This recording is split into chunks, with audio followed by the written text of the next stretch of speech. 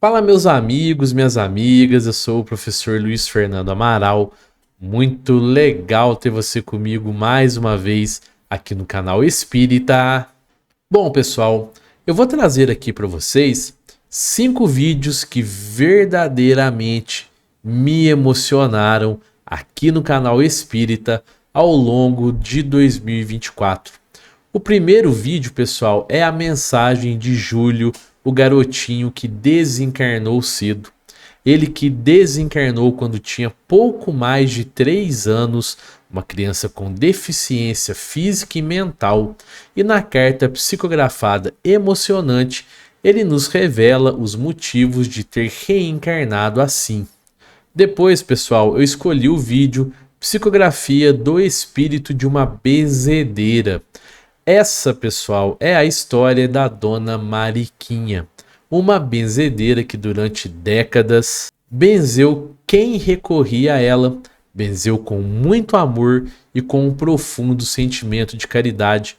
Como será que é a chegada de uma benzedeira ao plano espiritual? E o terceiro vídeo aqui da minha lista é Por que Maria nasceu com síndrome de Down? Pessoal, essa é uma psicografia da nossa irmãzinha Maria Cecília, que na última reencarnação tinha síndrome de Down. Ela conta tudo o que ela sentia, como foi a sua chegada na espiritualidade após a desencarnação e por que ela reencarnou com essa condição, a síndrome de Down. Depois, pessoal, é o vídeo Psicografia Eu Te Amava em Outra Vida. Uma psicografia que nos mostra um amor tão intenso em reencarnação passada que agora eles conseguem se lembrar daquilo que viveram no passado. Uma carta enviada pelo espírito Júnior Neto Filho que nos trouxe muitas reflexões sobre a vida. E por último, pessoal, a história do homem que voou com Jesus ao espaço. A belíssima história do Jorge, o humilde cidadão, que quando morreu, Jesus veio pessoalmente desligar do corpo magro e sofrido.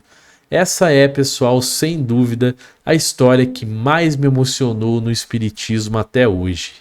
Bom, pessoal, então agora eu vou trazer esses vídeos para vocês e eu queria que vocês deixassem aqui nos comentários a lista de vocês, os vídeos do canal Espírita que mais emocionaram vocês ao longo de 2024 ou o vídeo que mais emocionou vocês.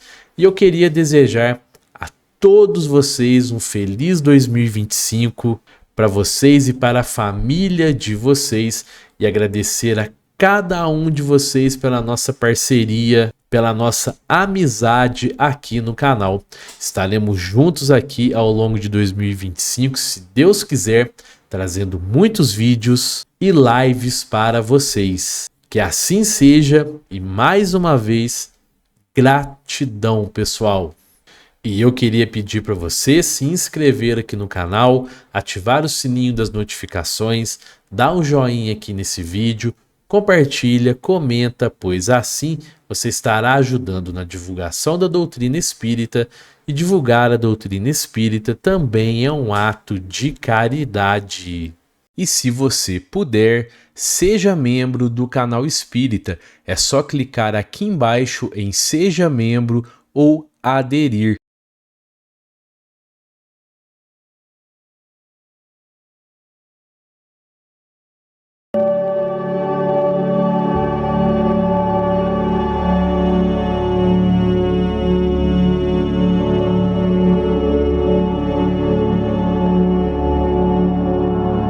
Fui muito amado. Meus pais se desdobravam em atenção e cuidado para comigo. Fui o segundo filho deles. O primeiro, meu único irmão, Júnior, era perfeito e muito bonito. Não tenho muitas lembranças do período em que estive encarnado com deficiência. Fixo minha mente para recordar. Sinto a sensação de que estava preso num saco de carne mole e disforme. Parecia que, ao estar encarnado, estava restrito a uma situação desconfortável e sofrida. Porém, sabia ser melhor que meu estado anterior, o de desencarnado. Realmente estava restrito, era deficiente físico e mental, tive paralisia cerebral. Lembro que cuidaram de mim com ternura imensa, gostava quando falavam comigo, me acariciavam. Meus pais tentaram de tudo para que eu melhorasse, fisioterapias, especialistas e cuidados especiais. Vivi 3 anos e 6 meses nesse corpo que agora bendigo, que serviu para que me organizasse no tremendo desajuste em que eu me encontrava. Não andei, não falei, ouvia e enxergava pouco e era portador de muitas doenças no aparelho digestivo. Uma pneumonia me fez desencarnar. Recordo pouco essa minha permanência na carne. É como recordar adulto a primeira infância. O desconforto muito me marcou, como também o imenso amor que meus pais tiveram e têm por mim. Socorrido ao desencarnar por socorristas, fui levado a um hospital de uma colônia. Estive internado numa ala especializada em crianças e deficientes. Lembro-me que lá senti a falta da presença física de meus pais. Eles foram levados muitas vezes para me ver. Alegrava-me com essas visitas. Meus pais, pessoas boas e com alguns conhecimentos espirituais, puderam, enquanto dormiam, ser desligados do corpo físico e vir me ver. Foram encontros emocionantes. Isso é possível acontecer com muitos pais saudosos. Infelizmente, poucos recordam esses comovidos encontros. Recuperei-me com carinho dos tios, trabalhadores do hospital, sarei das minhas deficiências. Retornei à aparência que tinha na encarnação anterior, antes de ter começado com meu vício e danificado meu corpo sadio. Dessa vez, gostei de estar desencarnado e mais ainda no hospital. Normalmente, em todas as colônias, há no hospital uma parte onde são abrigados os que foram deficientes mentais quando encarnados.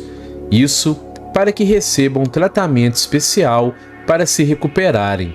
Ressalvo que muitos, ao desencarnarem, não têm o reflexo da doença ou das doenças, e ao serem desligados da matéria morta, são perfeitos, nem passam pelos hospitais.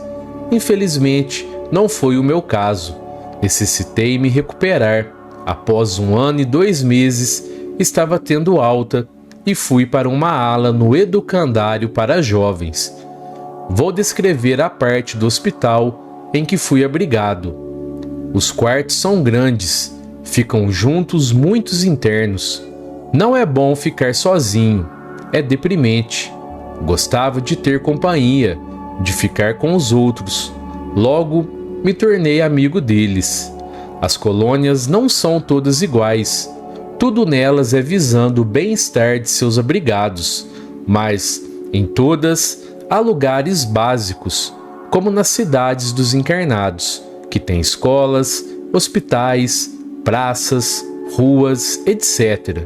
Nas colônias também, só que com mais conforto, bem estruturados, grandes e bonitos. Visitando, tempos depois, hospitais em outras colônias, vi que todas são aconchegantes, diferenciando-se nas repartições, no tamanho e nos adornos. Você, Júlio, não é mais doente, é sadio. Tente se sentir sadio. Vamos tentar? Dizia para mim Sueli, uma das tias, sorrindo encantadoramente. A deficiência estava enraizada em mim. Necessitei entender muitas coisas para sanar seus reflexos. Quando comecei a falar, passei a escutar e a enxergar normalmente e logo a andar. O quarto em que estava, como todos os outros, tem a porta grande, sempre aberta, que dá para um jardim-parque com muitas árvores, flores, brinquedos e animais dóceis e lindos. Nesse jardim, há sempre muita claridade e brincadeiras organizadas. Ali, há um palco onde há danças, aulas de canto, música e teatro. Do outro lado dos quartos estão as salas de aula. Gostei muito de ficar ali, naquela parte do hospital. Foi meu lar no período em que estive internado. Encantava-me com o jardim-parque e foi me divertindo sadiamente que me recuperei com certa facilidade. As brincadeiras fazem parte da recuperação. Não existem medicamentos como para os encarnados. Não sentir mais dores nem desconforto. O interno é transferido dali quando quer ou quando se sente apto. Sentindo-me bem, fui transferido. Mudei para a ala jovem do educandário, como já mencionei, onde estudei e passei a fazer tarefas. Quando meu curso terminou, pedi para trabalhar na ala do hospital para a recuperação de desencarnados que na carne foram viciados em tóxicos. Esse meu pedido tinha razão de ser. Fiquei contente por ter sido aceito e passei a trabalhar com toda a dedicação. Na minha penúltima encarnação, tive meu corpo físico perfeito. Que fiz dele? Recordei. Quando estava me recuperando no hospital, as lembranças vieram normalmente. Como tia Sueli me explicou, recordar não acontece com todos.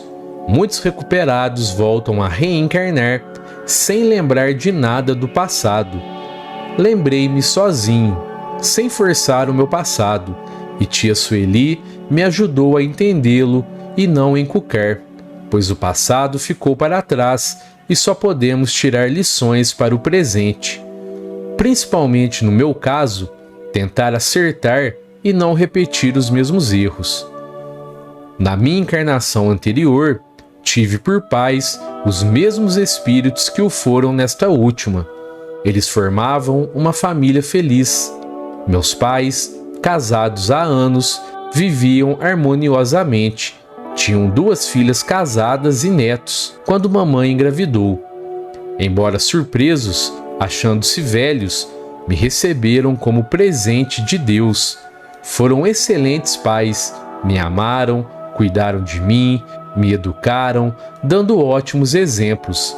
Cresci forte, sadio e inteligente. Espírito inquieto, não dei valor a nada que recebia. Achava meus pais velhos, caretas e me envergonhava deles. Era respondão, às vezes bruto com eles. Achava que me enchiam. Estudava numa universidade e comecei a consumir drogas. Não tinha motivos como desculpas. Não existem motivos para entrar no vício, mas alguns viciados arriscam algum fator para se justificar. Quis sensações novas e achei que nunca ia me tornar dependente delas. Das leves às pesadas, me viciei. Porém, achava que as largaria quando quisesse. Comecei a gastar mais dinheiro e menti aos meus pais, dizendo que era para o estudo. Não desconfiavam e me davam, privando-se até de remédios. Foi então que ocorreu o acidente. Numa viagem de fim de semana, meus pais desencarnaram juntos num acidente de trem. Senti a falta deles, mais ainda do que eles faziam por mim. Não quis morar com minhas irmãs. Fiquei sozinho na nossa casa. Formei-me 2 meses depois e arrumei um emprego, mas passei a me drogar cada vez mais, e agora não escondia e as usava em casa. Júlio, por favor, pare com isso. Pense em nossos pais, diziam minhas irmãs preocupadas. Não sou viciado, uso-as porque quero e paro quando quiser, respondia rudemente. Minhas irmãs, cunhados e até sobrinhos, ao saberem, tentaram me ajudar. Passei a ser violento, não aceitei a intromissão deles. Não produzia no trabalho e, como faltava muito, fui demitido e passei a consumir cada vez mais tóxicos. me tornei um farrapo humano. Fui vendendo tudo que era de valor em casa. Não comprei mais alimentos, minhas irmãs que os traziam, como também passaram a pagar as despesas da casa e alguns débitos meus. Mesmo assim, não gostava dos meus familiares, não queria vê-los, os evitava e quando vinham em casa, os expulsava violentamente. Senti que eles planejavam me internar. Então, achando que a vida estava insuportável, resolvi me suicidar. Tomei uma overdose, mas não morri, passei mal. Quando melhorei, levantei-me, estava deitado no tapete da sala. A casa estava uma anarquia. Tomei remédios, todos que encontrei, o resto de heroína e uma bebida alcoólica. Deitei de novo, certo que dessa vez ia morrer. Desencarnei logo, mas era de noite. No outro dia, minha irmã veio com a ambulância para me levar e acharam meu corpo morto. Perturbei-me extremamente. Quando saí do torpor, senti-me preso, no escuro, com um cheiro insuportável. Meu corpo estava enterrado e eu ligado a ele. Somos espíritos revestidos do perispírito e encarnados no corpo físico. Quando o corpo carnal morre, o deixamos e este parece somente uma roupa usada. Continuamos a viver espiritualmente, revestidos com o corpo perispiritual. Isso é o que normalmente acontece, mas há os que abusam e imprudentemente, como eu, danificam o corpo físico, a abençoada roupa que nos é dada para nos manifestarmos no campo material. Não fui desligado e fiquei junto ao corpo, sofrendo atrozmente. Lembrei-me dos meus pais, do amor deles por mim e chorei. Chamei por eles. Mamãe, papai, acudam-me. Senti-me tirado dali. Parecia que fiquei ali séculos e não meses. Não consegui me recuperar. Internado no hospital para suicidas, estava perturbado demais. Não tinha desculpa e não quis me perdoar. Que havia feito do meu corpo perfeito, danifiquei-o com as drogas. Não merecia outro perfeito. Faço uma ressalva. Esta é a minha história que ocorreu comigo. Isso não acontece com todos que foram viciados, nem com todos os suicidas, mas normalmente estes sofrem muito. Se os encarnados tivessem consciência disso, não se drogariam, nem se suicidariam. Meus pais preocuparam-se comigo, amavam-nos muito, a mim e a todos os familiares. Tiveram uma desencarnação violenta num acidente brutal. Foram socorridos pelos seus merecimentos. Sentiram que eu estava mal, então souberam que era viciado. Tentaram me ajudar, porém essa ajuda é restrita ao livre-arbítrio do necessitado. Pediram auxílio mentalmente às outras filhas. Elas tentaram, ignoraram as ofensas e tudo fizeram, até se sacrificaram financeiramente, venderam bens para pagar meus débitos e para ter dinheiro para me internar. Meus pais viram tristemente meu suicídio. Só quando me comovi ao lembrar deles é que puderam desligar-me da matéria podre e me socorrer. Entenderam que só melhoraria na matéria. Estava tão perturbado, me desorganizei tanto, que só me recuperaria no corpo físico. Com o esquecimento, me organizaria. Encarnado, recuperaria o que por livre vontade desordenei, danifiquei. Meus pais reencarnaram unidos por um carinho profundo, casaram novamente e me receberam alegremente por filho. Como sou grato a eles, exclamei após recordar tudo. Tia Sueli sorriu e, olhando-me fixamente, elucidou-me. Aprende com eles, Júlio, a maior lição que tentaram lhe dar: amar. E seja grato, muito grato. A gratidão é uma demonstração do amor. Ingrato pode perder a ligação com seus benfeitores, ficando mais difícil receber benefícios. Grato, fortifico o laço de carinho que esses dois espíritos nutrem por você. Será que um dia poderei retribuir a eles 1/10 do que fizeram por mim? Indaguei-a. Creio que os dois não necessitam da ajuda que você pode lhes dar.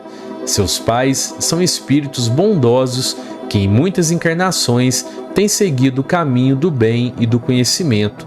Para eles, só sua gratidão, seu amor é o suficiente. Mas, Júlio, a vida lhe dará muitas outras oportunidades de fazer o bem, fazendo a outros. Faz a si mesmo e, consequentemente, aqueles que nos amam, que querem nosso progresso. Sou muito inferior a eles para ajudá-los. Não faça comparações, continuou Sueli a elucidar-me. Todas me parecem injustas. Pense neles como alguém que ama e que quer vê-lo bem. Quando você, socorrido, necessitou encarnar, eles se ofereceram para serem seus pais novamente. Não precisariam eles passar pelo que passaram, ter um filho doente e sofrer com a sua desencarnação precoce, mas o amaram tanto que não quiseram você num lar estranho. Preferiram passar tudo, mas com você junto deles. Abaixei a cabeça. Senti muito ter sido ingrato. Almejei seguir seus exemplos. Sueli, lendo meus pensamentos, concluiu: Isso, Júlio, faça do exemplo deles a meta da sua vida. E não pense que esse período em que você esteve com eles lhes foi tão sacrificial. Aqueles que amam não veem sacrifícios. Tiveram que modificar um pouco a vida deles quando você nasceu. Seus pais eram professores universitários e programaram horários diferentes de trabalho para que sempre um deles pudesse estar com você. Fizeram de tudo para melhorar seu estado e lhe dar conforto. São adeptos do budismo, conhecem a reencarnação, viram em você um espírito reencarnante necessitado de carinho e amor. Aproveitaram esse período difícil porque passaram, aprenderam muito, tornaram-se mais religiosos e estudiosos espirituais. Não tiveram sofrimentos débito, mas crédito diante das leis divinas. Quando você desencarnou recentemente, tudo fizeram para ajudá-lo. Hoje, tranquilos em relação a você, sabem que está bem e que se quiser fazer algo por eles, seja o que eles lhe desejam. Eles desejam que eu seja feliz, exclamei. Simples, indagou Sueli sorrindo. Não posso ter dó de mim, nem remorso. Isso gera inquietude e insatisfação. Quero ser útil, aprender e fazer o que eles querem, o que desejam para mim. Sueli apertou minha mão e retirou-se. Fiquei sozinho e fiz um propósito de melhorar, de ser como eles, e tenho conseguido. O amor deles me sustenta.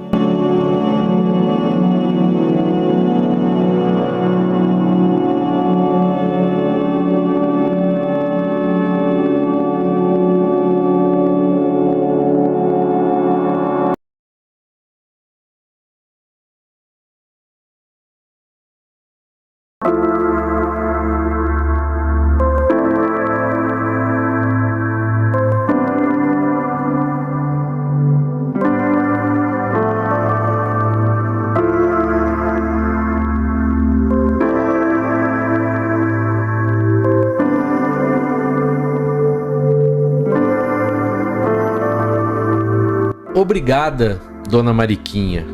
Deus lhe pague. Saíram duas mães com seus filhos de minha casa e meu marido sorriu dizendo: Mariquinha, você sabe quantos agradecimentos já recebeu em sua vida? Não sei, não benzo crianças por isso, respondi.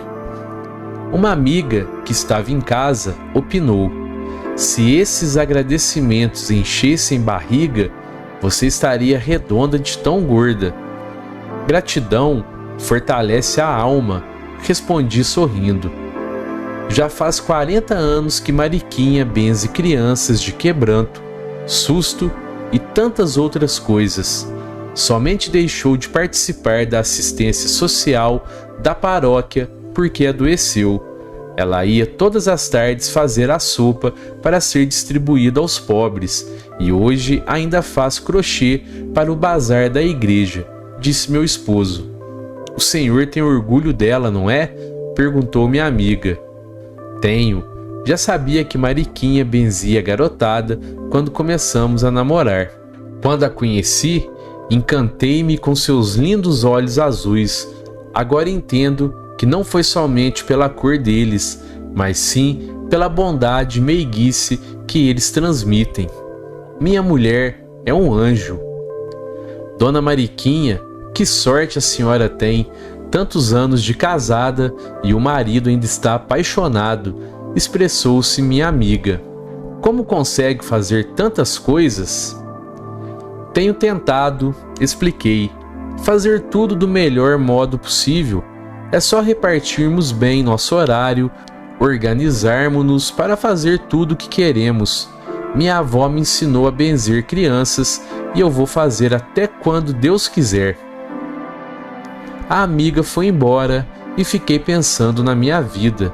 Tive realmente de me organizar para dar conta de tudo que tinha para fazer.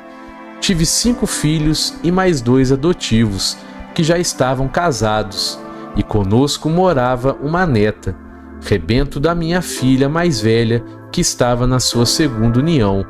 Essa neta era do seu primeiro casamento e era a nossa alegria.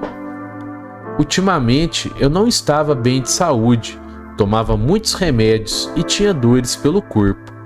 Lembrei-me de uma vizinha que tinha falecido havia 3 anos e que devia, com certeza, estar no céu, pois ela mesma se achava merecedora.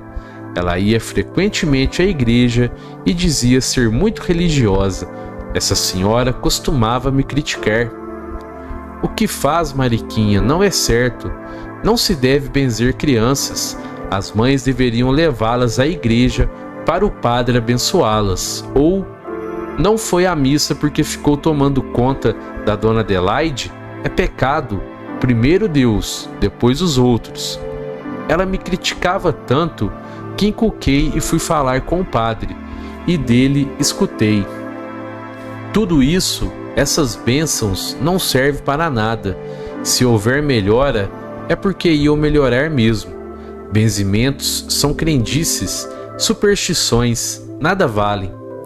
Chorei muito e foi meu marido que me consolou. Mariquinha, Jesus benzia as pessoas. Ele estendia as mãos sobre os enfermos e orava. O mestre Nazareno disse que todos poderiam fazer isso, que bastava crer e querer fazer o bem. O padre estudou muito e esqueceu das coisas simples. Não dê atenção a essa vizinha. Ela é orgulhosa como pavão. Continuei a fazer o bem. E continuei. Palmas no portão me fizeram parar de pensar. Outras crianças para benzer. Fui dormir no horário costumeiro e acordei num local diferente. Uma moça enfermeira, toda sorridente, aproximou-se de mim. Bom dia, dona Mariquinha. Quer um suquinho? Está delicioso. Bom dia, respondi. Ela colocou uma bandeja na minha frente, ajudou-me a acomodar-me e deu o suco. A moça falava sem parar, que o dia estava lindo, as flores perfumadas, etc. Depois de ter pela 3ª vez indagado se necessitava de alguma coisa, ao que respondi que não queria mais nada, ela se afastou. Fiquei sozinha pensando o que poderia ter me acontecido. Um senhor com aparência de médico entrou no quarto, cumprimentou-me e indagou gentilmente: está precisando de alguma coisa, dona Mariquinha? O senhor é médico? Perguntei em vez de responder. Ele sorriu e afirmou com a cabeça. Estou estranhando, exclamei. Por que estou aqui? Fiquei doente de novo? Esse ano é a 3ª vez que me internam. Que hospital é esse? Estou sendo bem atendida e até agora não tomei injeções. Tive alguma crise e... É melhor fazer uma pergunta de cada vez, respondeu ele rindo. A senhora está se recuperando e não necessita de injeções. Dona Mariquinha, o que a senhora acha que acontece com as pessoas que falecem? São julgadas por Deus, respondi. Isso se dá em algum lugar? Onde? Será que Deus está somente nesse local ou em toda parte e dentro de nós? Se Ele está dentro de nós e em todos os lugares, não necessitamos ir para um lugar particular para sermos julgados. Julgar? Acredita mesmo que Deus premia ou castiga? O Pai Celeste é amor, e se por acaso existir esse julgamento, o que será dos julgados depois? Sofrimento sem piedade para os que agem erroneamente? Ou descanso para os bons? O médico saiu e fiquei pensando no que ele dissera. Por que ele me falara tudo aquilo? Pareceu-me ser uma pessoa séria, tinha um olhar vivo e inteligente. Realmente, era incoerente achar que Deus estaria num local em que só os mortos o vissem. Esse julgamento também me pareceu improvável, como também o descanso eterno, que deveria ser uma chatice. O médico entrou no quarto novamente e chamei-o com um aceno de mão. Ele se aproximou e sentou-se numa cadeira ao lado do meu leito. Artrite, meus dedos das mãos estavam tortos e agora não estão mais. Não sinto falta de ar nem tonteira. Aqui é muito sossegado para ser um hospital comum e estou num quarto sozinha, luxo que não poderia pagar. E o senhor me disse umas coisas estranhas. Por isso eu lhe peço, diga-me a verdade. Em vez de falar, ele me olhou. Seu olhar era tranquilo e bondoso. Recordei-me, de madrugada, acordei com muita falta de ar e dores. Meu esposo acendeu a luz, levantou minha cabeça e parei de respirar. A visão desapareceu e me vi no quarto do hospital. Aquele bondoso médico segurou minha mão. Pensei de novo e assustei-me com a minha visão. Vi meus familiares correndo, o médico conhecido dizendo que morri, depois o velório com muita gente, flores e o enterro. Vi-me novamente no quarto. Olhei para esse senhor, apertei sua mão, fiquei triste e chorei baixinho. Tive medo. Por que teme? Indagou ele. Morri. E agora? Continuará a fazer o bem aqui, na espiritualidade. Explicou-me que desencarnara, estava abrigado numa colônia e que a vida continuava.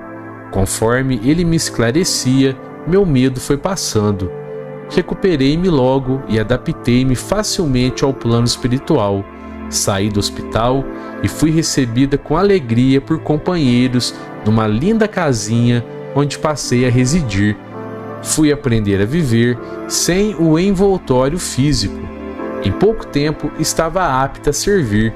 Alegrei-me, fui fazer minha primeira tarefa, ajudar numa enfermaria do hospital os desencarnados ali abrigados que ainda sentiam os reflexos do corpo físico.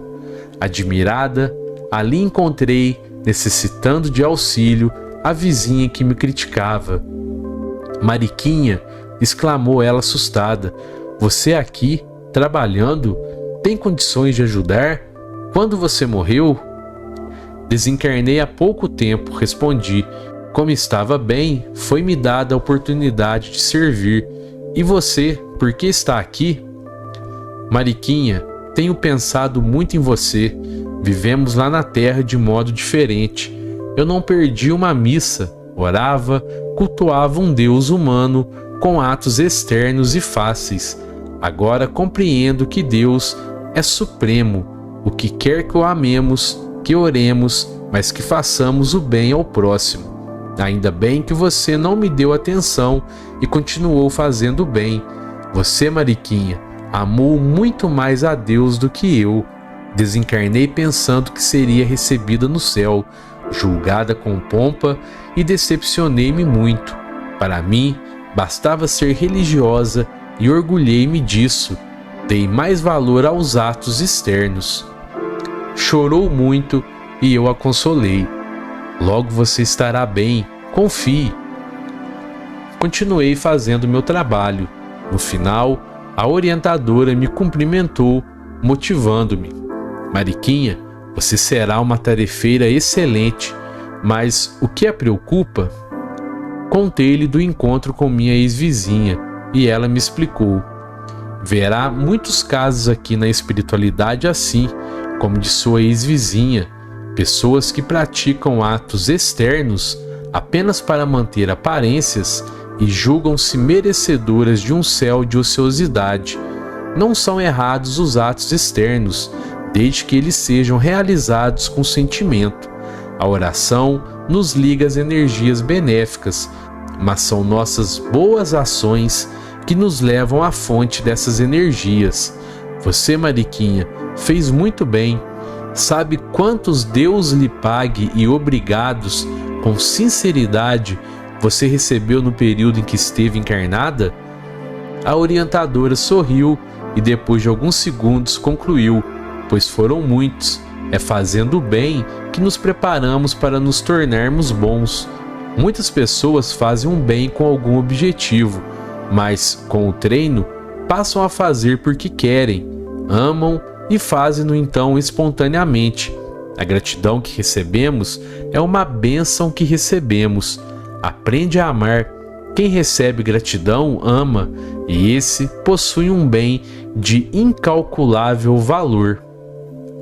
Ao voltar para a nossa casinha, agora meu lar, fiquei pensando.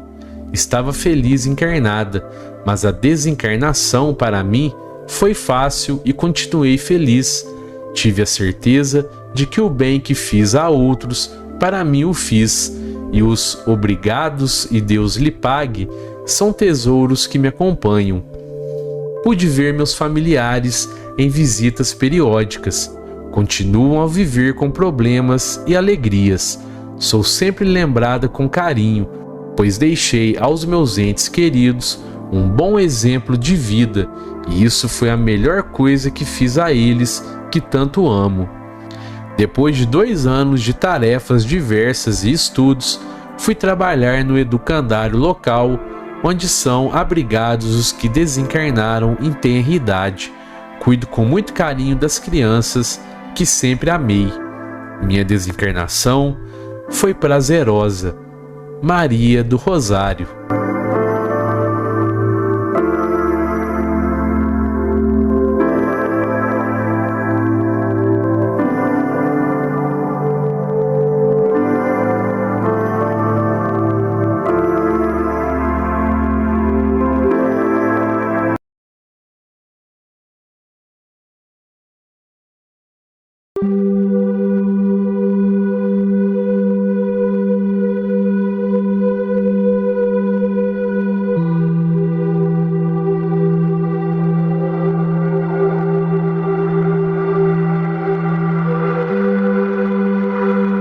Quanto mais penso, pois tenho pensado muito desde que o Dr. Antônio Carlos me convidou para escrever minha história, o relato de minha vida ou delas, concluo que a deficiência mental e motora, síndrome de Down, que tive nesta encarnação, causou uma existência com problemas, dificuldades, mas também com alegria e muito amor. Foi um grande aprendizado e sou muito grata por ter tido esta oportunidade, embora saiba que poderia ter reparado e aprendido pelo trabalho edificante. Mas trabalho, muitas vezes recusado, força a dor a ensinar. Como você está bonita, Maria Cecília. Escutava sempre um dos meus familiares dizer isso. Gostava de ouvir, ria alegre. Como também me sentia bem, segura, com os beijos e abraços. Vivi 14 anos e 8 meses num corpo deficiente. Não percebi que era diferente. Fui o centro das atenções. Era Cecília, a garotinha especial, a menininha que frequentava escola especializada. Era servida, ajudada, Não conseguia entender que outras pessoas eram diferentes de mim. Claro que agora, anos depois de desencarnada, recuperada, tenho algumas lembranças desse período. Tudo que consegui fazer, aprender quando encarnada, foi com muito esforço e paciência dos que me ensinaram. Falei com dificuldade, de modo incorreto e frases curtas, mas era compreendida. Houve algo que falei quase com perfeição. Foram palavras que vovó Adelaide me ensinou e que, por todos acharem bonito, repetia sempre: Jesus, Maria, José. Meu nome nunca disse certo, Sheila.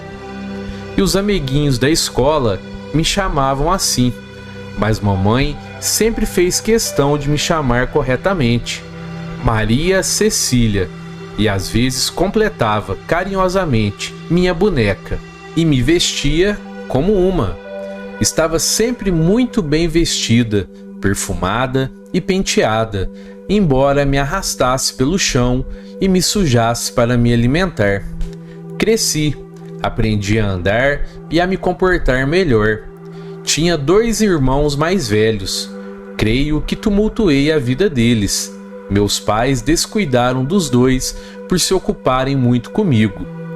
Podia fazer tudo, eles não. Estragava objetos deles, choravam e reclamavam. Papai ficava furioso, bravo. Ninguém podia fazer nada comigo.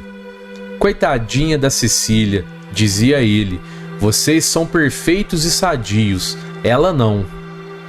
Creio agora que poderia ter sido um pouco diferente. Teria sido melhor se tivessem me repreendido. Também deveria ter tido limites.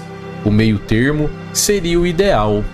Os outros 2 tinham necessidades, também queriam atenção. Meus pais estavam bem financeiramente. Mamãe só cuidava de mim. Levava-me a todos os lugares possíveis para que melhorasse. Tive todo o tratamento e realmente reagi. Aprendi muitas coisas. Meus pais tornaram-se espíritas. Levavam-me ao centro espírita para tomar passe. Gostava muito. Sentia-me bem ali. Era receptiva. Recebia bons fluidos que muito me beneficiaram. Estava com 13 anos quando comecei a me queixar de cansaço. E como estava muito desanimada, meus pais me levaram ao médico. E após muitos exames, eles carinhosamente tentaram me explicar que estava doente e que necessitava tomar remédios para sarar logo. Mas fui só piorando e me sentia muito mal. As atenções redobraram. Até meus irmãos, agora mocinhos, tiveram mais paciência comigo. Os 2 me amavam. Na infância, tinham ciúmes de mim e às vezes até quiseram ser como eu, para ser alvo de mais atenção. Foi um período difícil. Muitas injeções, remédios e internações. Não gostava de ir para o hospital. Lá recebia soro, sangue, achava ruim, sofria. Percebi que se chorasse, mamãe e papai o faziam também, e não gostava e não queria vê-los chorando. Surpreendi a todos, fiquei quieta, resignada e só chorava baixinho com as injeções doídas. Surpresa! Vim visitar você, Cecília, disse uma senhora ao entrar no meu quarto. Alegrei-me, gostava muito dela. Era uma passista do centro espírita que frequentávamos. Senti-me bem, gostei da visita e pedi a ela para voltar. Assim, passou a ir muitas vezes me ver, conversar comigo e me dar passes. Essas visitas me confortavam e muito me ajudaram. Sofri muito. O câncer, a leucemia, foi me definhando. Estava no hospital e aquele dia me senti melhor. Cecília teve uma boa melhora. Vão descansar, vão para casa e tentem dormir um pouco, disse o médico aos meus pais. Eles concordaram, me beijaram e saíram. Uma enfermeira sentou-se ao lado da minha cama, sorriu para mim. Ensaiei um sorriso. Ela pegou um livro e pôs-se a ler. Estava com sono e dormi. Desencarnei tranquila. Acordei dias depois num quarto diferente. Bom dia, Maria Cecília. Não me conhece? Sou sua avó Adelaide. Agora irei cuidar de você. Não irá mais tomar injeções. Não é bom? E feliz. Vovó Adelaide desencarnou quando eu estava com 8 anos. Ela cuidou muito de mim. Ficou doente e desencarnou. Senti sua falta por uns tempos. Depois esqueci. Agora, ao vê-la, senti que a amava muito. Alegrei-me ao vê-la junto a mim. Estava me sentindo bem melhor e sem dores. Você irá sarar logo, disse vovó, e eu acreditei. Foi um período difícil porque queria meus pais, minha casa e meus irmãos. Queria de qualquer maneira, ainda mais que fui me sentindo cada dia melhor, sadia. Tratada com carinho e muita paciência, só quando fui me livrando dos reflexos da deficiência mental que pude compreender que meu corpo morreu e que vivia em outro lugar. Chorei muito nesse período. Queria estar encarnada, na minha casa, com meus pais e irmãos. Dos reflexos da leucemia, sarei logo. Isso me deixou sem dores. Da deficiência mental, fui me recuperando aos poucos. Vovó Adelaide fez de tudo para me ajudar. Fiz tratamento no Hospital da Colônia, onde estão internados os que foram encarnados deficientes mentais por quase 2 anos, para me livrar de todos os reflexos e me recuperar. Meus pais, espíritas, muito me ajudaram. Conversava muito com vovó e ela me orientou para que entendesse o que ocorreu e acontecia comigo. Por que meus pais se tornaram espíritas, vovó? Indaguei curiosa. Como a senhora já me disse, eles tinham outra religião e se tornaram espíritas por minha causa. Fale sobre isso. Não foi fácil para seus pais ter uma filha deficiente. São pessoas da sociedade, conhecidas e com grande círculo de amizades. Tinham 2 filhos perfeitos e bonitos. Esperavam uma menina e veio você com síndrome de Down. Devo ter sido uma decepção para eles. No começo, talvez, mas a aceitaram e a amaram. Sempre nessas ocasiões, escutaram de tudo, ficaram chocados diante de alguns comentários, mas tiveram também conselhos bons e equilibrados. Ainda bem que, sensatos, ouviram os bons, mas palpites inconsequentes os machucaram no começo. Foram disparates assim. Crianças que nascem como a de vocês foi porque os pais pecaram. Sua mãe chorou muito ao ouvir isso e indagou seu pai: será que erramos? Você pecou tão gravemente assim? Eu não fiz nada de errado. Nem eu, disse seu pai. Se alguém pecou, foi você. Depois de algumas ofensas, entenderam que não deveriam brigar. Consultaram o dirigente da religião que seguiam na esperança de explicações. De fato, pode ter sido erros dos pais, disse o dirigente encabulado. É justo o inocente pagar pelo pecador? Depois, o Senhor nos conhece desde pequenos. Que fizemos de tão grave? Perguntou sua mãe. Bem, disse o dirigente indeciso, é que ela, Maria Cecília, quando morrer, irá para o céu. Deus é injusto, disse seu pai. Sinto em dizer que Deus é injusto, se isso for verdade. Faz à revelia um filho dele retardado e depois o manda para o céu, porque ele, deficiente mental, não faz o mal, mas também não tem condições para fazer o bem. Aliás, não faz nada. E ele me deu inteligência e posso fazer o bem e o mal. Se errar, me manda para o inferno. Então Deus está sendo injusto comigo. Não aceito essas explicações, como também não aceito o acaso. Se o acaso foi maior que Deus, este não existe. Inconformados, se afastaram da igreja, mas seu pai quis achar uma resposta e pôs-se a pesquisar nos numerosos livros que possuía. Comentou com sua mãe alguns meses depois: "Acho, querida, que os orientais é que estão certos. A reencarnação deve existir. Se acreditar nisso, volto a crer no Deus justo. Os espíritas acreditam na reencarnação", disse sua mãe. "Nossa vizinha ela tem me consolado. Vamos conversar com alguém espírita e pedir a eles opinião sobre os excepcionais." Fizeram isso e tornaram-se espíritas. A doutrina espírita deu a eles informações certas e eles, inteligentes, aceitaram. Temos muitas oportunidades de voltar à Terra em corpos diferentes e que são adequados para o nosso aprendizado necessário. Quando há muito abuso, há o desequilíbrio, e para ter novamente o equilíbrio, tende a haver a recuperação.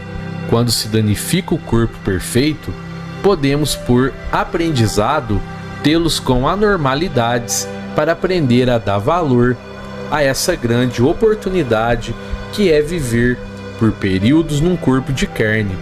O acaso não existe. Deus não nos castiga. Somos o que fizemos por merecer, e as dificuldades que temos encarnados são lições preciosas. Mesmo com o entendimento que tinham sobre a morte do corpo, meus pais sofreram com a minha desencarnação. Sentiram falta da minha presença física, mas aceitaram, se conformaram logo e após reorganizaram suas vidas. Então, perceberam o tanto que haviam deixado os outros 2 filhos carentes. Arrependeram-se, mas como não podiam voltar o tempo, tentaram consertar. Tiveram de conviver com muitas mágoas dos 2, mas são uma família feliz. Com paciência e carinho, superaram, são unidos. Meu pai ajuda financeiramente até hoje a escola onde estudei. Me orgulho disso. Normalmente essas escolas são carentes de finanças e mamãe passou a ser voluntária. Isso foi muito bom para ela e ótimo para a escola, pois também em muitas há falta do calor humano. Sempre há muito que fazer e voluntários são sempre bem-vindos. Como disse, não foi muito fácil minha adaptação no plano espiritual, porque queria voltar para casa. Como vovó me explicou, se isso acontecesse com um adulto sem deficiência mental, ele voltaria pela vontade, mas com criança ou com deficiente mental, isso não costuma acontecer. Eu estava com 14 anos, mas era criança, me sentia uma. Internos no educandário não saem sem permissão, só acompanhados, e tudo é feito para que a criança, o deficiente mental, se adapte ao novo lar. Embora uns demorem mais que outros, acabam por amar a nova morada, porque o plano espiritual é lindo e aqui somos amados.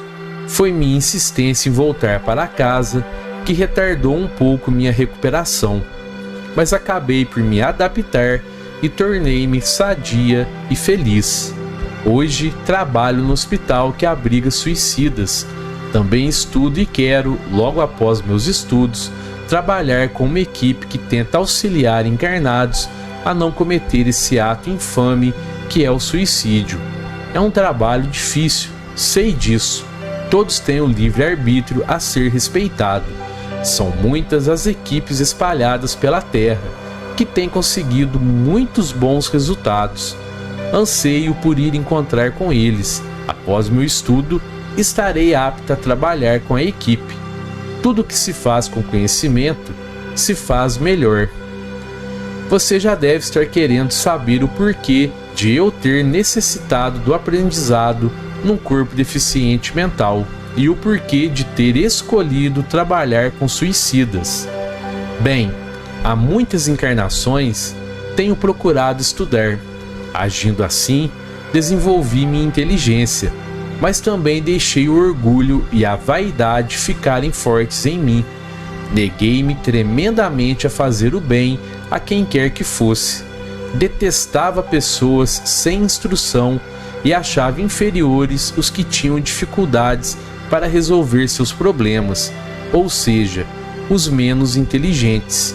Na minha penúltima encarnação, estudiosa, com muitos conhecimentos, vivia a avidez de meu saber, quando descobri que estava com câncer. Ateia, resolvi morrer antes da doença me matar. Planejei com calma o melhor modo de morrer. Suicidei-me com uma dose forte de veneno. Que engano cruel! Continuei viva e junto ao corpo em decomposição. Depois fui levada ao Vale dos Suicidas. Sofri horrores. Sofreria bem menos, mas muito menos mesmo, com o câncer. Por nada se deve matar o corpo, mesmo que este seja deficiente ou doente. Tudo passa, mas a dor, o remorso do suicida parece não passar. Sofri muito e por muito tempo, até que fui socorrida. Entendi então que perdi muitas oportunidades com minha tola ilusão de querer ser inteligente. Pedi e me foi dada uma outra oportunidade de aprendizado. Recuperei-me num corpo deficiente, reorganizei o que destruí com meu orgulho, suicídio e remorso. Meus pais, pessoas orgulhosas, necessitavam de um chacoalhão da vida, de algo que os despertasse para uma outra realidade. Agora, eles são gratos ao aprendizado que tiveram. Não foi fácil para eles, orgulhosos, terem de enfrentar o preconceito, mas a dificuldade os fez religiosos e passaram a entender o porquê de estarem revestidos de um corpo carnal e mais ainda, que Deus é justo e bom. Fui para eles a oportunidade de despertar para um entendimento maior, mas quem aprendeu, quem teve uma grande oportunidade, fui eu. Sou grata. Compreendi que Deus é Pai amoroso, que nos dá sempre novos ensejos. Bendigo a reencarnação.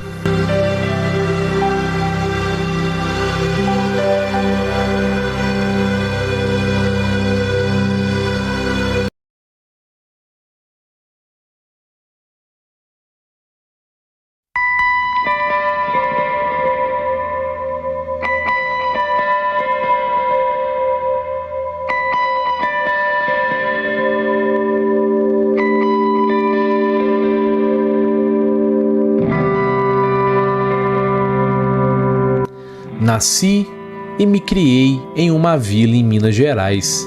Havia 5 casas no mesmo terreno, todos parentes. Era uma família barulhenta em todos os sentidos. Minhas tias seguiam a religião evangélica e o restante da família era católico. Sempre discutiam, cada qual dizia que sua religião era a certa. Álvara, a tia mais nova, ria da discussão e falava: não é a religião que está errada, mas as pessoas perderam a noção do que é de Deus e do que é do homem.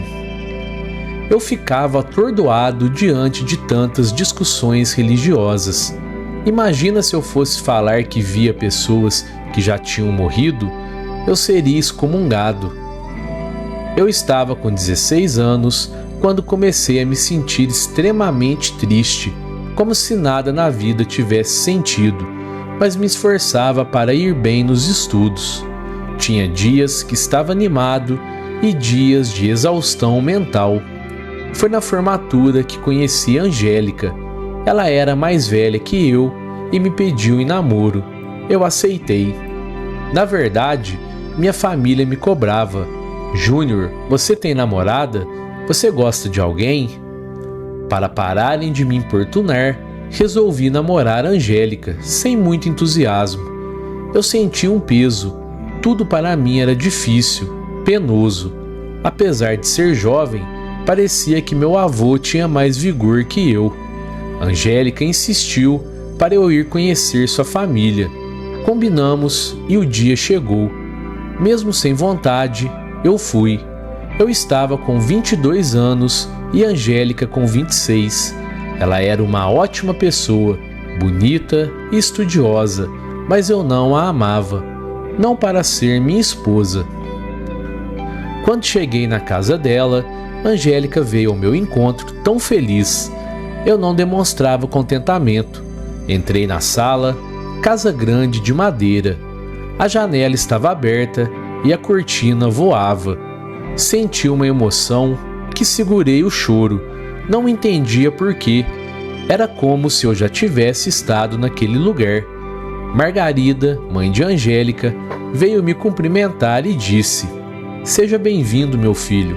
Já tomou café?" Para não fazer desfeita, aceitei uma xícara. Meu emocional estava abalado, não sei por quê. De repente, alguém chama: "Mãe, mãe!" "O que é, minha filha?" "Onde está aquela blusa com pérola que ganhei da madrinha?" A mãe respondeu: "Venha pegar, está na lavanderia." E a moça veio. Estava com uma toalha enrolada na cabeça, descalça. Entrou rápido na cozinha onde eu estava tomando café. Quando ela me viu, tirou a toalha da cabeça e a mãe falou: "Não repare, Júnior, essa menina é espevitada." Quando olhei melhor os cabelos longos e molhados, olhos verdes e pele clara, meu coração acelerou de um jeito. Parei de tomar o café e estendi a mão para cumprimentá-la. Ela, sorrindo, falou: "Você é o Júnior? Nossa, você não me é estranho. De onde eu te conheço?" A mãe da moça, sem graça, falou: "Deixa de graça e vai se arrumar. Não repare, essa menina não tem jeito." Eu não tive mais paz. Eu sei que conheço essa moça. Meu peito doeu quando a vi. Ela era uma menina alegre e linda. Ela mexeu com algo profundo em mim. É como se eu tivesse encontrado uma razão para viver. No almoço, todos na mesa, e ela falou: "Júnior, eu fiz pudim. Espero que você goste." Meu Deus, aquela cena eu já tinha vivido. Ela chegou perto de mim para servir o pudim. Senti o seu perfume e, sem querer, ela tocou no meu braço. Senti a pele dela. Depois que comi a sobremesa, precisei ir até o jardim respirar um pouco. A presença daquela moça me tirou do prumo. O que pode ser isso? Nunca senti nada assim. No final do dia, fui para casa. Me despedi de Angélica e queria muito ver Clara novamente. Cheguei em casa, minha mãe me olhou e disse: "Nossa, filho, que cara é essa? Viu um passarinho verde?" Hoje eu vivi uma emoção que alegrou a minha alma, me deu ânimo para viver. "Nossa, filho, não sabia que você gostava tanto assim de Angélica." Fui para meu quarto, me deitei e cochilei. Me via naquela casa, vi o vento balançar a cortina e a sensação era boa. Senti que alguém balançou meu braço. Acordei, olhei e não vi ninguém. De repente, olhei para o canto do quarto e vi o vulto que sempre via. Não tinha medo dele e falei: "Pare de me acordar, você não tem o que fazer?" Deitei novamente e escutei dentro da minha mente: "Aquela moça é propriedade minha, jamais será sua." Não dei importância. A expectativa de vê-la era grande. Queria voltar naquela casa. Eu estava tão feliz que agradeci a Deus. Não tinha o hábito da oração e, quando orei, senti alguém falar: "É chegado o momento de novas experiências." Pensei: que experiência é essa? Eu queria entender. Eu estava com uma tristeza na alma e, quando conheci Clara, toda aquela tristeza acabou. Passados 30 dias da visita que fiz a Angélica, disse a ela que queria vê-la, se poderia ir à casa dela. Eu estava tão ansioso para ver Clara. Foi no sábado pela manhã que cheguei à casa de Angélica. Foi Clara quem veio me receber no portão. Quando a vi, não sei o que me deu. Eu a abracei, como se estivesse abraçando alguém que me amasse profundamente. Foi um abraço demorado. Eu não queria soltá-la. Ela sorriu, me empurrou, colocando suas mãos em meu peito, me olhou profundamente e disse: "Tenho certeza de que já vivemos em outra vida." Outra vida? Você acredita nisso? Sim, acredito. Entre e espere a Angélica na sala, mas se preferir um café... Sim, quero um café.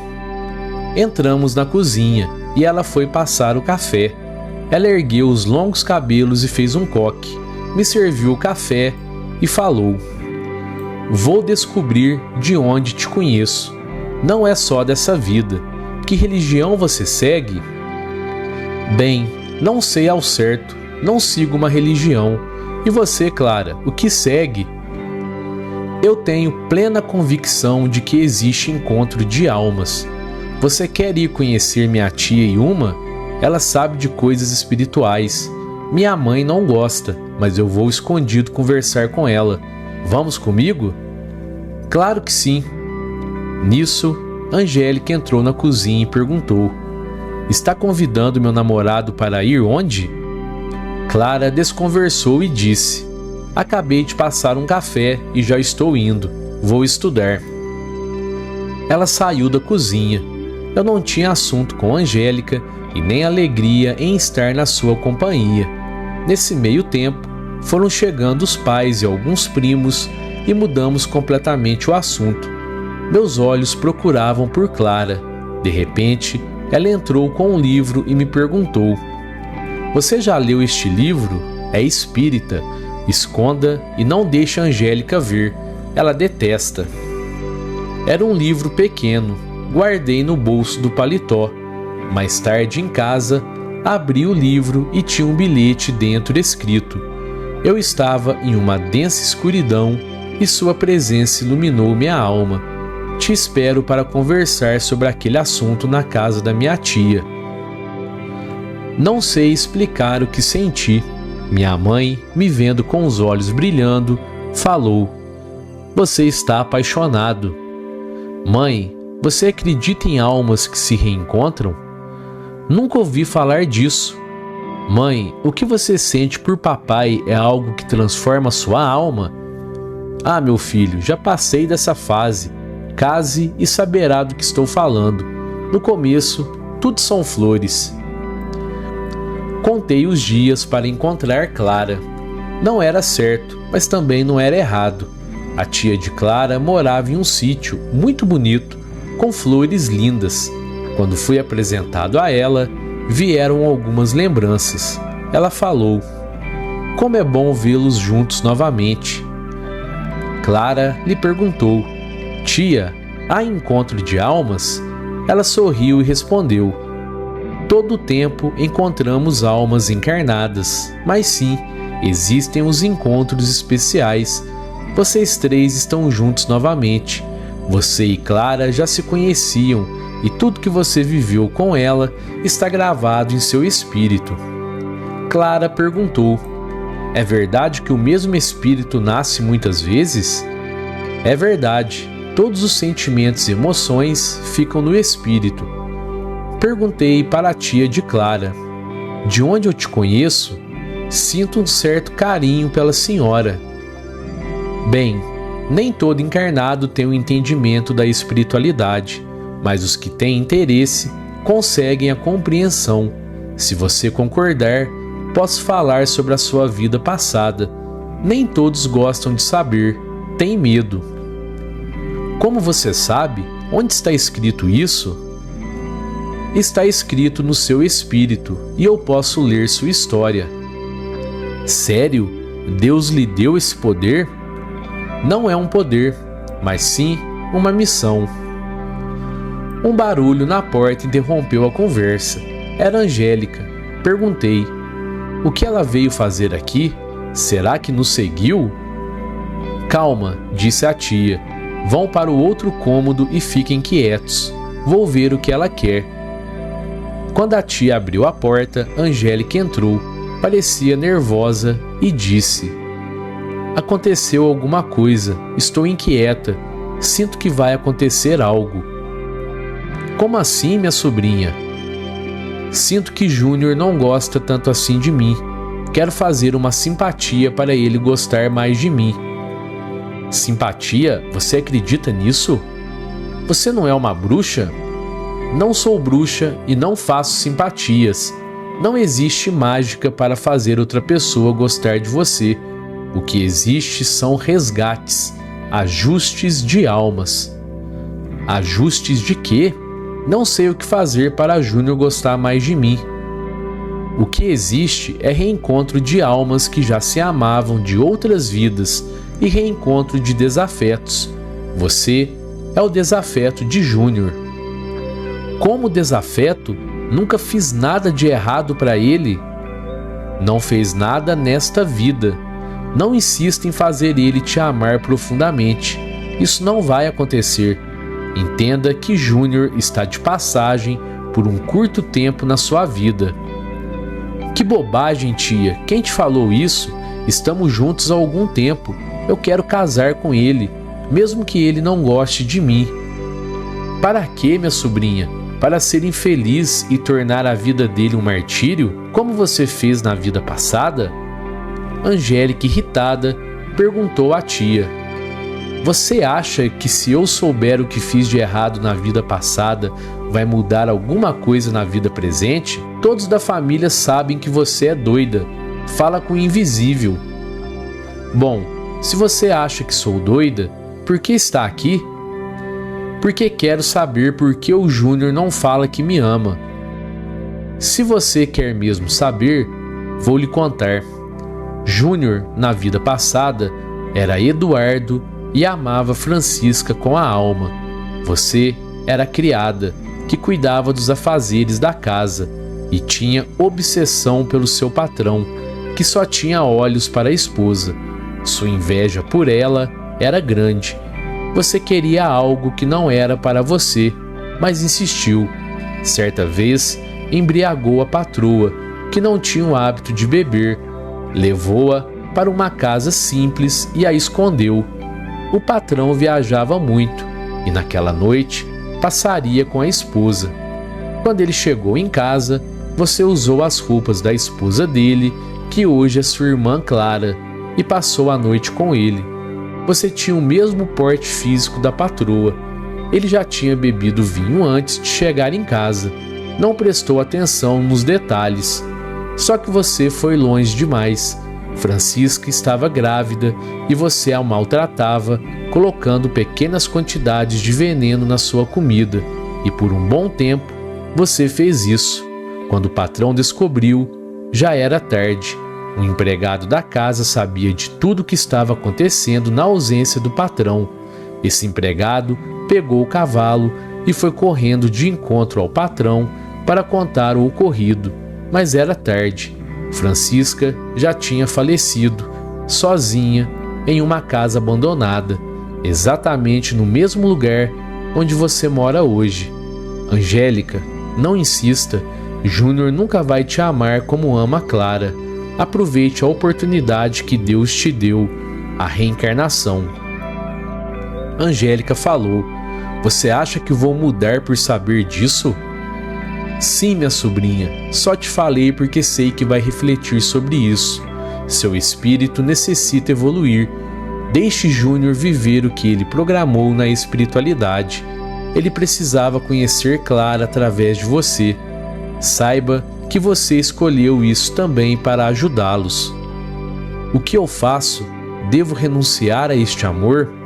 Sim, será o seu pedido de perdão para os dois. Eu e Clara ouvimos tudo escondidos no cômodo próximo à sala. Então, era por isso que minha alma se alegrou tanto em conhecer Clara. Meu Deus, como é sábia a tia de Clara! Foi Deus que a colocou em nosso caminho. Depois que Angélica foi embora, saímos do quarto e fomos conversar com a tia. Ela sorriu e falou: sabia que vocês tinham ouvido tudo. Eu lhe perguntei: como você faz para saber tudo isso?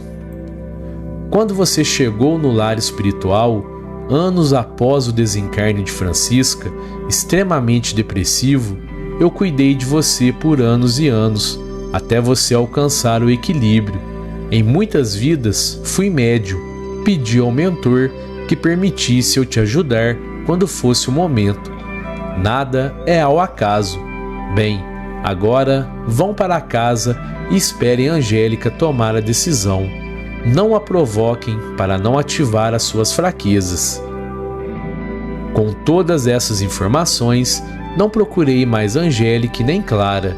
Certo dia, Angélica me escreveu terminando o namoro, dizendo que iria passar um tempo em outra cidade para estudar e disse: "Você está livre, adeus."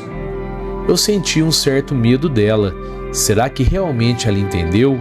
Será que não vai querer se vingar se souber que eu e Clara estamos juntos? Passou o tempo, marcamos a data do casamento. Preocupado, fui falar com a tia de Clara. Ela tinha um dom maravilhoso de saber o que se passa no espírito de uma pessoa. Ela falou: "Tenha paz, tudo está resolvido. Angélica se reencontrou com alguém que lhe dará o que ela precisa, atenção e amor. Ela está feliz, não vai incomodar vocês. Sejam felizes." No altar, eu esperava por Clara ansioso. Ela entrou e começou a tocar uma música no piano da igreja. Os meus olhos eram para Clara. A melodia era linda. Depois que falamos o sim, eu olhei quem tocava aquela bela melodia. Era Angélica, que veio ao nosso encontro, nos abraçou e falou do coração: "Deus abençoe o seu amor. Sejam felizes. Quero ser a madrinha do primeiro filho." O nosso filho era o mesmo espírito que na vida passada Angélica envenenou no útero da mãe. Eu e Clara fomos tão felizes. Como é bom reencontrar o amor do passado. Quando terminou o nosso tempo na Terra, retornamos para o lar espiritual e fomos recebidos pelos mentores, felizes por ter dado certo a nossa experiência. Se não fosse aquela mulher sábia na espiritualidade falar da vida passada, isso não teria ajudado a Angélica a refletir e mudar de ideia. Isso ajudou a todos nós. A bondade divina não tem limites. Sempre podemos contar com a sua misericórdia.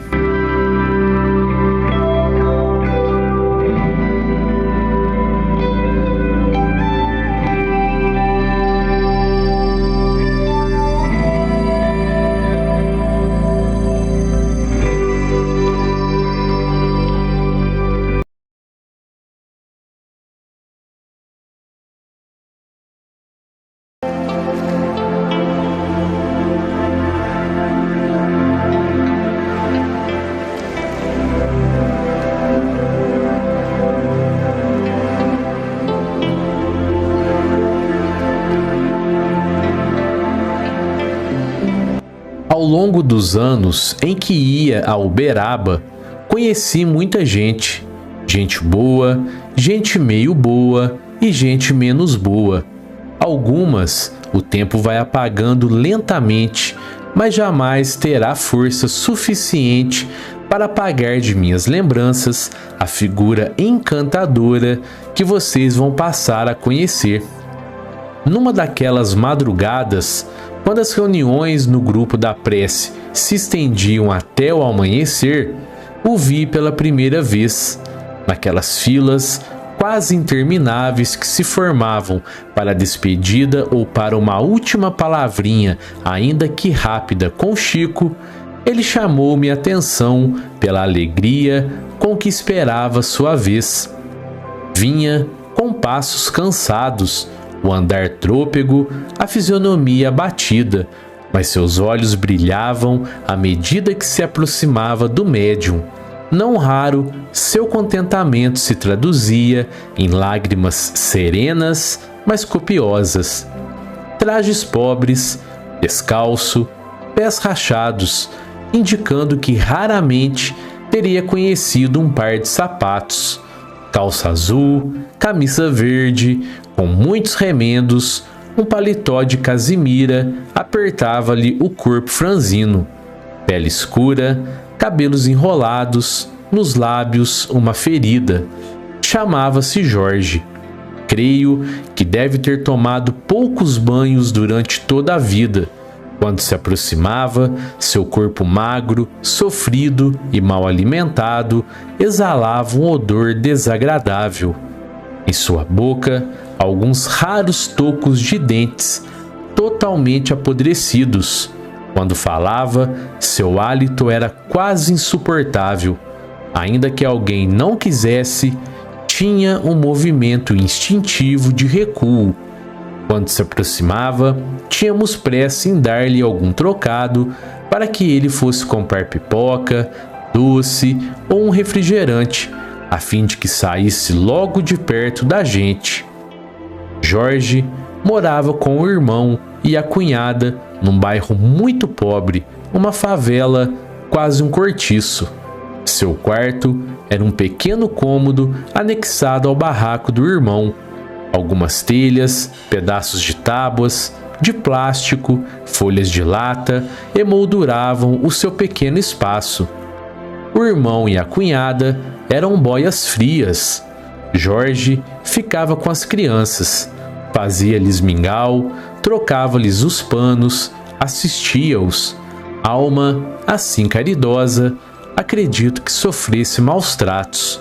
Muitas vezes o vi com marcas no rosto e ainda hoje fico pensando se aquela ferida permanente em seu lábio inferior não seria resultante de constantes pancadas.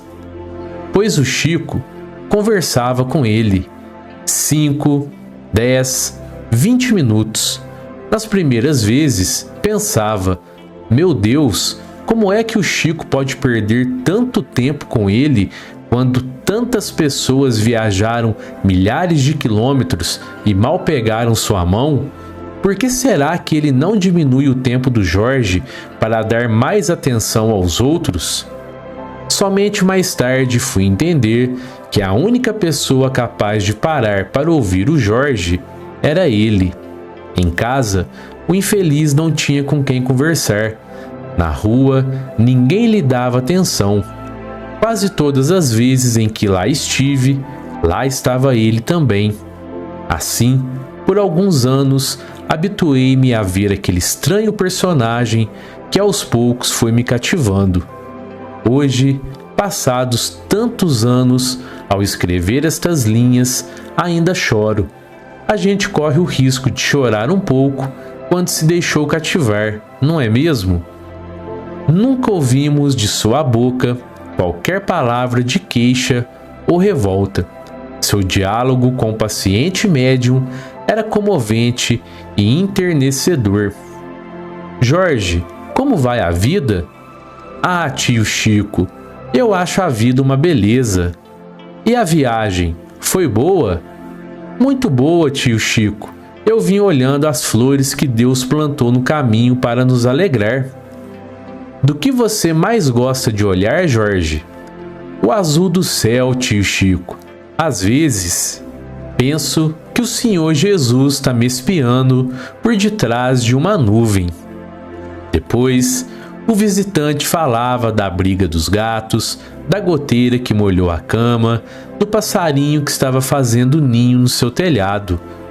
Quando pensava que tudo havia terminado, o dono da casa ainda dizia: agora, o nosso Jorge vai declamar alguns versos. Eu chegava até me virar na cadeira, perguntando a mim mesmo: onde é que o Chico arruma tanta paciência?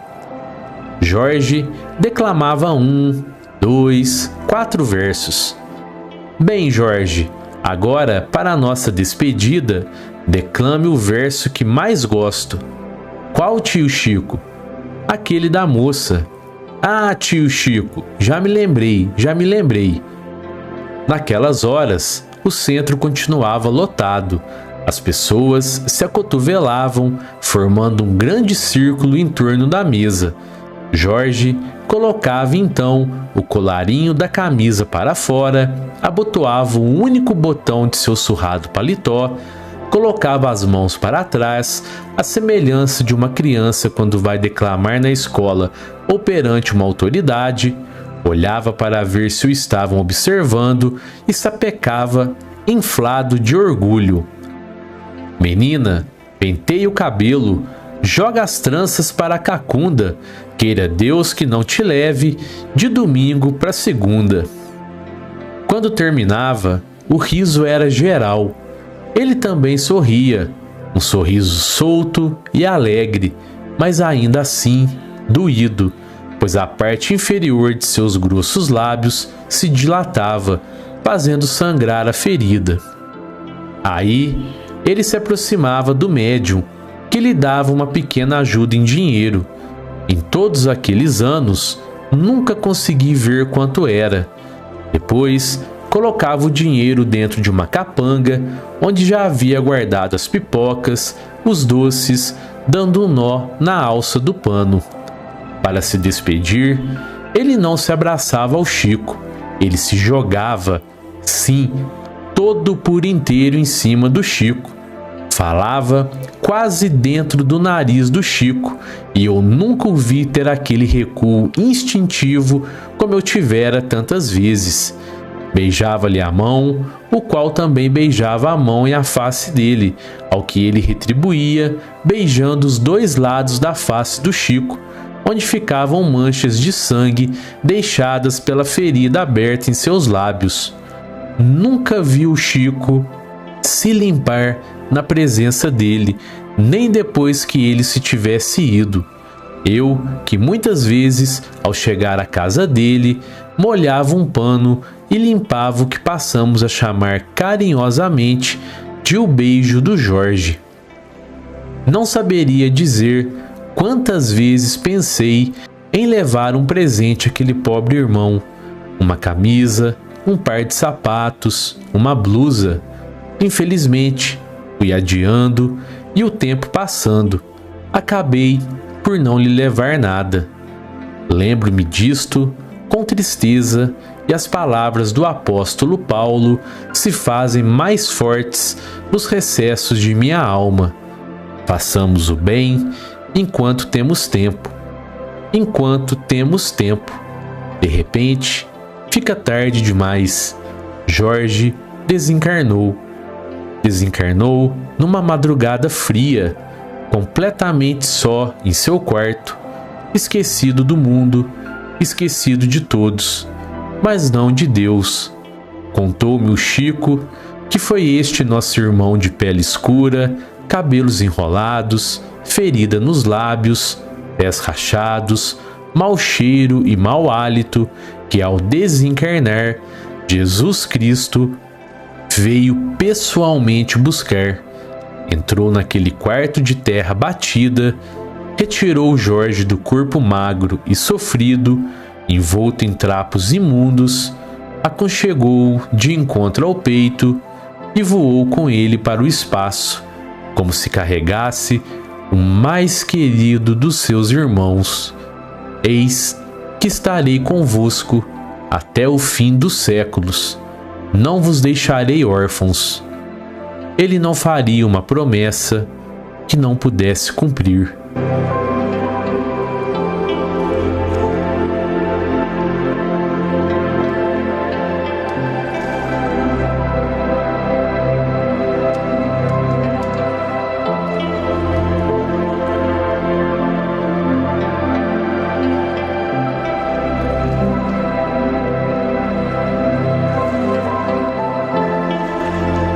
E eu queria agradecer a você que ficou comigo até aqui no final desse vídeo. Confere aí se você está inscrito no canal, se você deu um joinha aqui nesse vídeo, tá bom? Um fraterno abraço a todos e que assim seja!